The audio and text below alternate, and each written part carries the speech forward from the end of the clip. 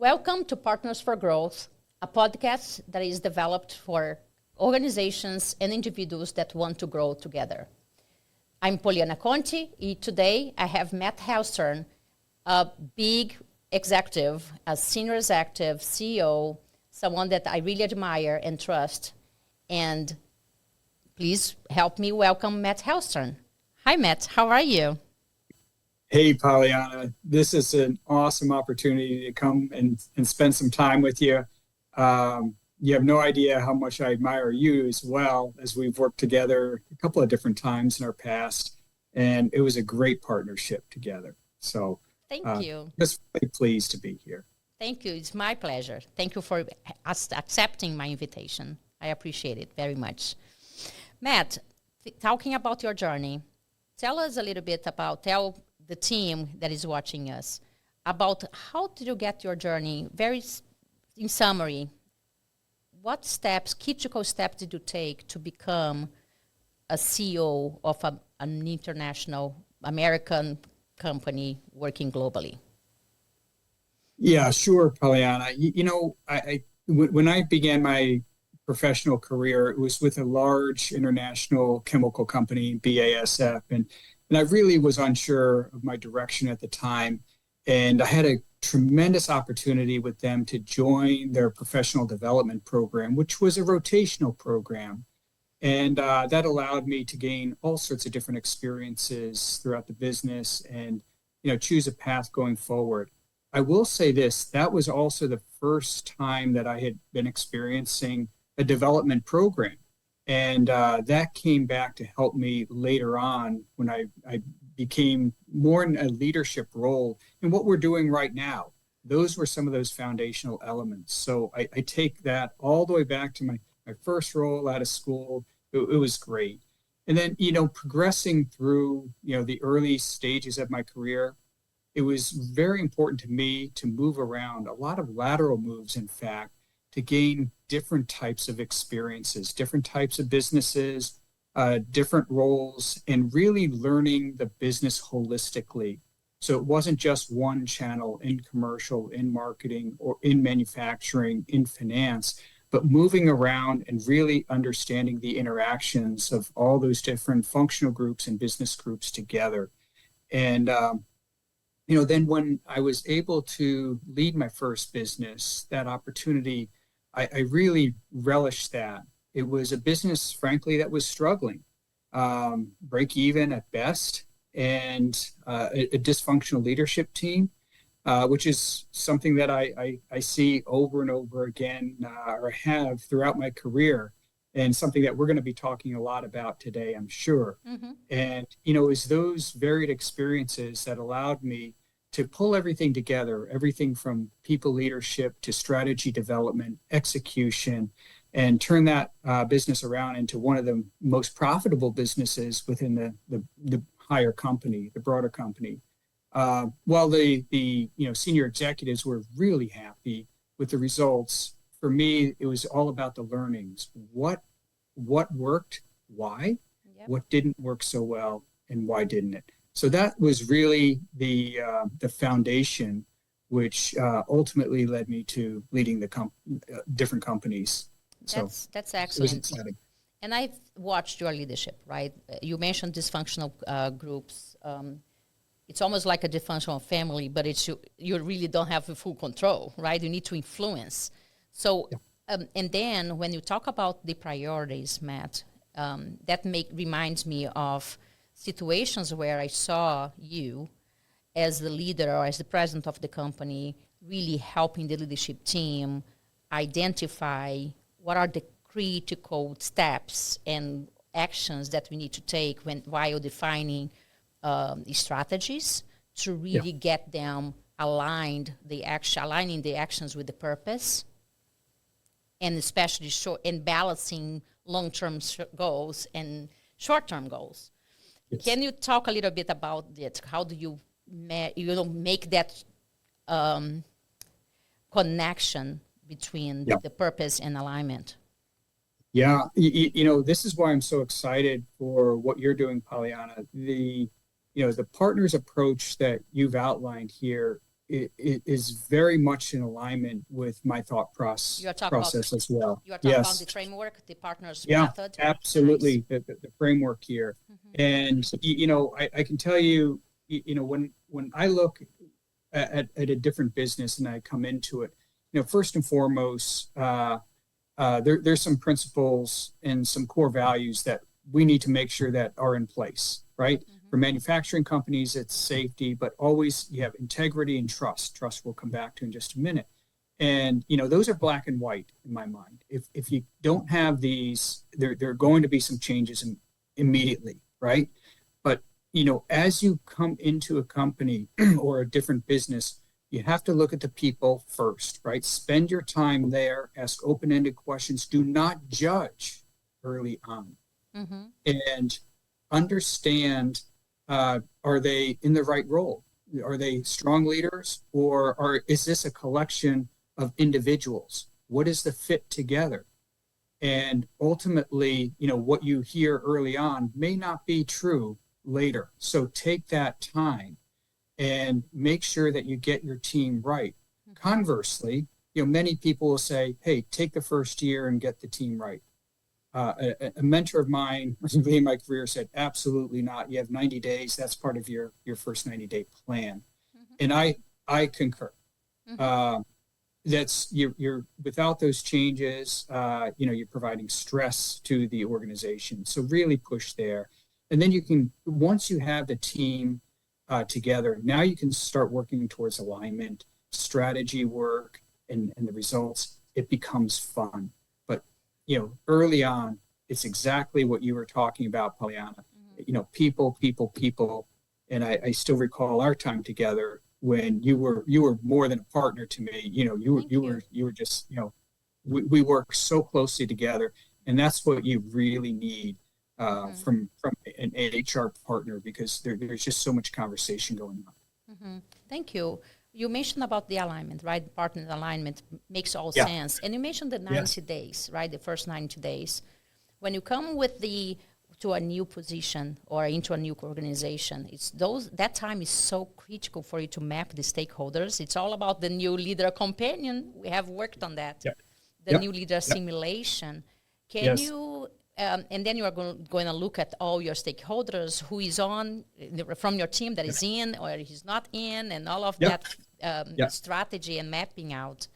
So when you think about it and aligning all the stakeholders and how you build as a company, you build your brand.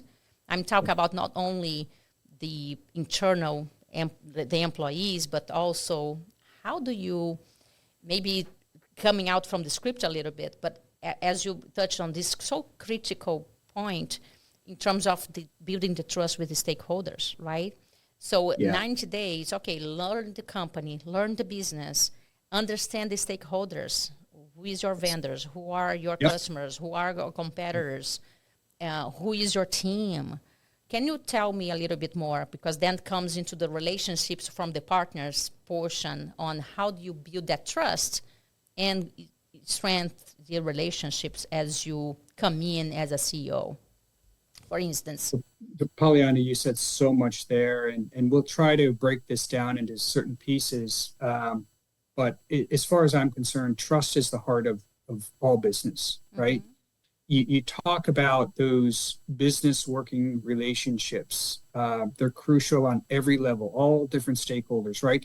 Whether they be, customers or clients, vendors, bosses, peers, subordinates, boards. Everyone has an objective here, and it's crucial that you continue to build trust throughout the process. And so when you're starting here, that alignment that we were speaking to just a couple of minutes ago, if done correctly, can actually start to build that trust, right? And again, this comes back to, if you do it correctly, and starting with the leadership team, and even if you have to make some changes, it's done in a thoughtful manner, and you have the best team. Again, not a list of individuals, but the best team with the best fit, and you support them well. and they're well aligned, what happens? The broader organization will see this. And I think this is what you and I have experienced as well. The broader organization will not understand where you're going and how to get there, but also they will begin to emulate the leadership team. Okay. Yep. That will drive efficiencies, effectiveness, and as such, you will actually begin to execute your strategy better. The business will become more profitable, and your stakeholders will become more trusting in you. Repeat, repeat, repeat. Yep. And then, ultimately, you want to continue to invest in those capabilities of your team too. That will underscore the trust that you have in your team as you're developing them for their next professional opportunity as well. So there's a lot there, but you really hit on it. This is the heart of it for me. Especially when you come into a situation where the business is a bit troubled, and you have to manage a lot of, change management, right? There's distrust. Distrust manifests themselves in bad behaviors, right? And, you can tell there's a feeling here when everyone's working well, aligned, you get through challenges quickly, right? Doesn't mean that you won't have to deal with challenges. Yeah, exactly. If not right now, it's going to impact in 2 years, right? Because the culture start to change, right, Matt? A lot of things that we start to implementing now, we know that real impact is going to come later on. So you nailed it. One more time, we're thinking totally aligned here. Poliana, when you start this way, you start to build a culture of trust, right? And again, so there's less energy spent on trying to figure things out, or what's she up to, what he's doing, what is he doing over there, why was he given an opportunity, not me? Instead, you're working as a team together, collectively, towards the end goal, towards realizing the vision that was set forth by the business leadership. And everyone has, terrific growth opportunities, professionally speaking. That's a very healthy culture. I think everyone would agree, strategy's hard enough, but culture is even more challenging. But when you get that right, you have lots of tailwinds. That's good. And I think that what you just mentioned made me think about trusting and change management, especially when we are under M&A. You have gone through a lot of M&As, mergers and acquisitions. I have gone through one with you, or in some managing presentations because of, doing diligence and all of that. Yeah. So when it comes to M&A, Matt, the building the trust and the triangulation, as you think about what are the strategies that you have in place and your effective active listening as you go through the integration, can be also critical. Can you tell me a situation where you saw that you had a strategy for the M&A, and then understanding that culture, you just mentioned culture, understanding the environment of the new company that we are acquiring, that you had to change your strategy on the fly? Do you have some example? We have probably one together. You may have several examples. It's a great question because M&A is extreme change management, right? Depending on the situation, you have lots of anxiety on both sides, right? Because no one really understands, what's ultimately going to happen, right? Yep. So I would say, a good example that I like to reference here is when I was CEO and we acquired a company over in Europe. As the deal was quickly progressing towards close, we started shifting our focus towards the integration plan. And meeting early on with the leadership team of the company that we were acquiring, it became quite obvious that the broader organization, and this included the leadership team, was fraught with fear. And, we had to pause. I made sure that we paused to really dig into that and understand the current situation, because you have one opportunity for successful integration here, right? Mm-hmm. And it's critical. And, this came down to culture, right? The organization believed or had a perception that an American company was going to come in and lay off many workers and then rehire their own, or what have you. Mm-hmm. And for you and me, that makes no sense. No. One of the key reasons you acquire a company is for the people, right? So this was an important part of the overall success plan here. So I did change things up for day one. I changed the whole presentation. And what we did is we day had one presentation, the welcome aboard day one. one presentations, was redone. And Wow. You always want to give an overview of your company to the broader organization. We did 3 of them to make sure that we invited every employee on all the different shifts so that they could hear it. And in addition to an overview of the company, I took the time, first of all, speaking very slowly, very simple words. Cautious about the second language, English as second language. There you go.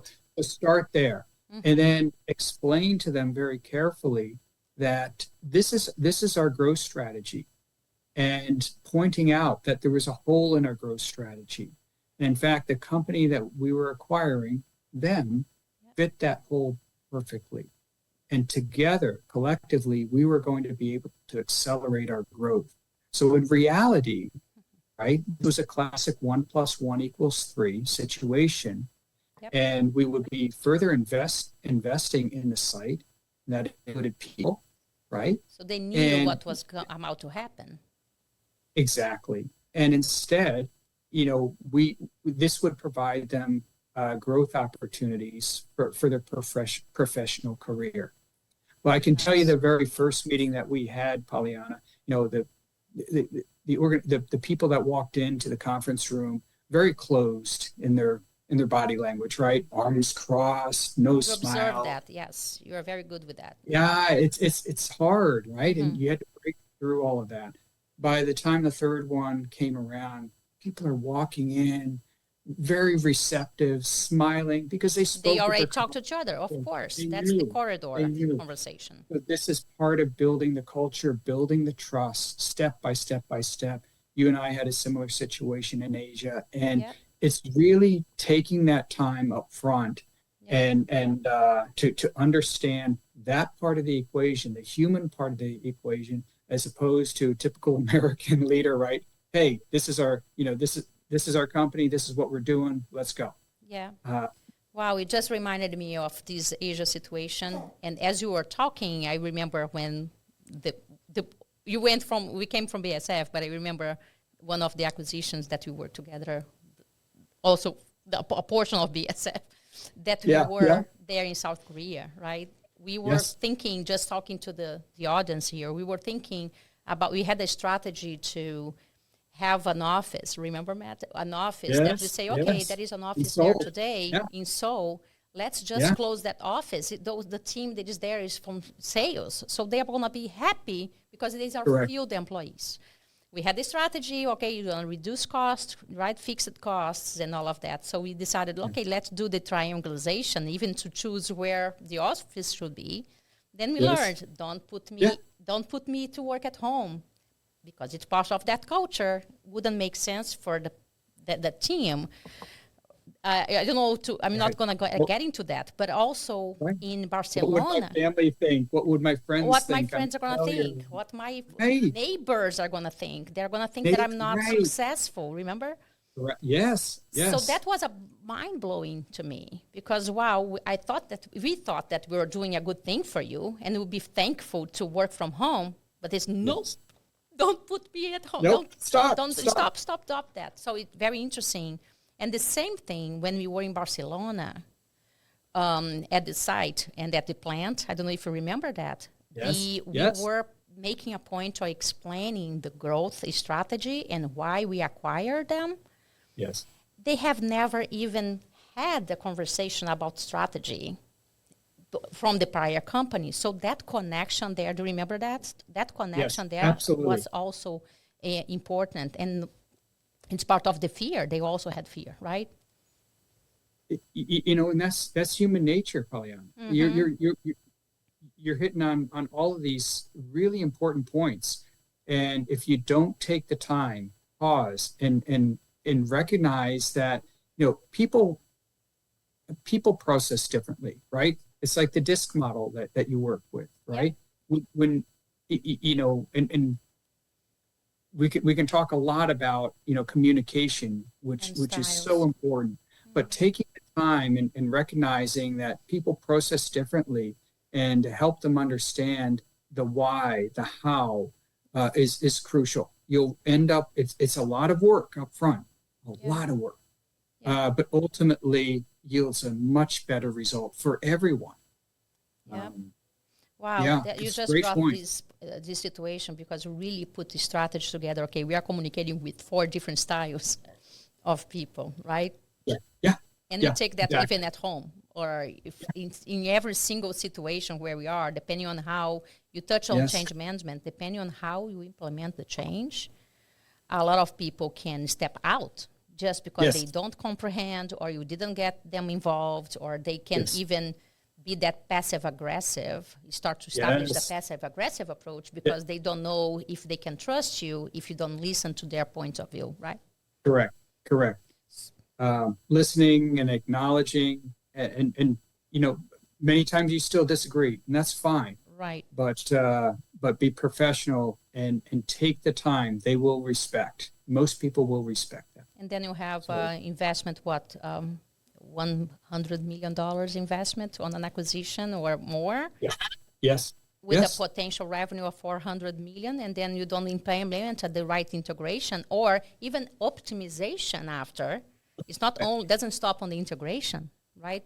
No, you can lose a lot of money, and then don't show the efficiencies on mergers and acquisitions and the return on investment if you don't do it right. Ultimately, it does come back to the results, as we all know. And what I see, though, is that people are so, especially newer leaders, are so concerned about running fast, right? That they don't take the time to address these points. They'll churn people, or whatever it is. And ultimately they'll lose customers, or projects will fall behind. And they're wondering why, and they're getting upset that people are not doing more and working harder and faster. But if you really dig deeply, it was a process that they chose to follow here. And a lot of times, this will come back to haunt you. Wow! And now you talk about speaking to your younger self. Is there any message out there, that you want to send to someone that is listening to us? Or as you grow in your career, as you partner with your HR partner for growth, and as you grow as a human being too. Right? How absolutely. Do you give? Yeah, absolutely. You mature in a lot of different ways, right? Well, hopefully for the better. Yeah. But as we were just speaking, Poliana, this was what I was just speaking to was something that I had to learn, right? Patience is tough, especially when you're in a leadership role and you're getting all sorts of pressure, right? It's very, very challenging. But in order to move faster, you have to, I believe, right, in critical moments, pause and step back, step out, and really think about what you're doing here. Because, your behaviors, your words, spoken or written, are going to be perceived differently by different people, right? And you can write an email to the organization and think to yourself, yep, now everyone knows. They know, right? Go. Well, why are you not going? Right? Huge myths, and you're at fault, right? So, this is where you really need to understand, have that communication plan. partner with HR, incredible resource, right? You were amazing, right? And making sure that you're connecting with people appropriately, right? It might be a different type of communication, as we were mentioning just a minute ago. The DISC profile will tell you, right? But be aware of that, and with clear communication, consistent communication, over and over and over, you'll ultimately build the trust, right? Reinvesting in people, building the trust, and ultimately that'll trust combined with the alignment, you will run faster and harder. Very good. Business will be more profitable. Very good. But again, team, not individuals. Collective goals, right, Matt? Collective goals. It was a pleasure to work with you, Poliana, because you fit that perfectly, right? It was all about the team, the business. And then that's when you realize some pretty special results. But I thank you very much. I think that's also close to the value selling, right? And I learned a lot. Sure. I learned a lot from you. I heard a lot about that. But also when you think about being an HR partner, when you are assessing the customer needs, right? The first thing that you do is, okay, what are the needs? And as you come from the HR standpoint, it's all about, okay, what is the purpose that you have, right? Learn the business, learn the organization, learn the stakeholders, learn the customers, learn what makes you do not sleep at night as my customer, right? As internal customer. Same thing that you are thinking as a CEO when you are building a project or developing a product with the R&D team and the marketing team to be able to serve.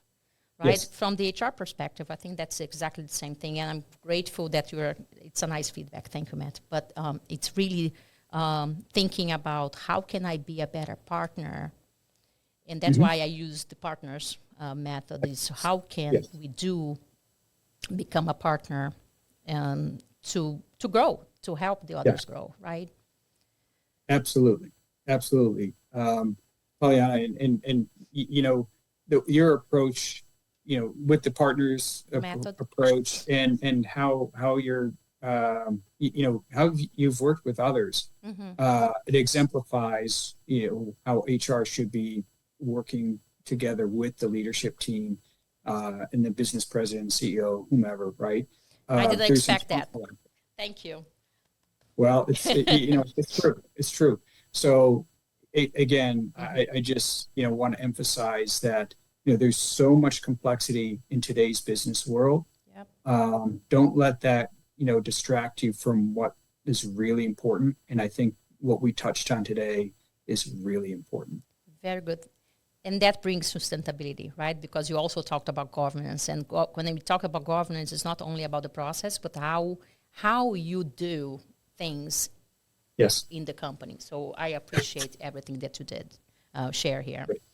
Great. Very good. So we are coming to an end. Any final messages? Poliana, a message to your audience, if you're thinking about, learning more about this area, I could not recommend Poliana anymore. I think she, her value to me was immense in that she already had a unique perspective with all the different cultural knowledge and insight. And that helped us really run a lot harder and faster with an international business too. So again, highly complex businesses. Poliana breaks it all down. She works all the time in connecting with people, and it was just a real pleasure to work with you in a way that says, okay, you're validating, or hey, there's some data points here that suggest that our original hypothesis may not be 100% accurate. Let's slow it down here. It was awesome. It was awesome because she wasn't afraid to tell the negative stuff too. Thank you so much. I really appreciate it. Of course, here is the intention is to serve to the podcast, right, Matt? And I think that you brought the very different perspectives in terms of, as a leader, how do you bring the balance, right? Because sometimes the cultures can be, okay, let's go, go, go. So I really, really appreciate not only this amazing feedback that wasn't planned in my mind, but I really, really appreciate to work with you as well. And thank you for joining the podcast very much. Thank you, Poliana, and all the best going forward. Thank you so much, You're doing Matt. great stuff. All right, Take thanks. care. Bye-bye. Bye now.